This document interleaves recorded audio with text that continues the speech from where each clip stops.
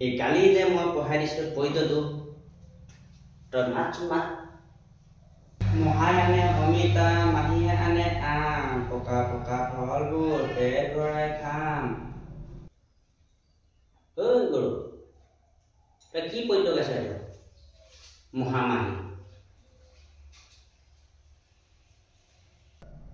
চাহ মানে আমাৰ মহানাম যে অকণ আৰু মাহী নাম যে অনিমা এইখিনি ডাঙৰ মানুহ নাম ল'বলৈ মই বেয়া কাম চা সেইটোতো মহামাহীৰ নাম নহয় বুজিছ বৰ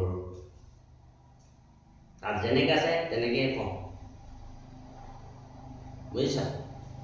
মহামাহী ঘৰত আছে শুনি নাপায় তই এতিয়া ক ডাঙৰ মানুহৰ সেইটো নাম কাঢ়ি নলয় সেইটো মহামাহীহে তোৰ নাম পৰীক্ষাত আহিলে তোৰ মহাৰে মাহীয়ে নাম লিখি থৈ আহিবি তাত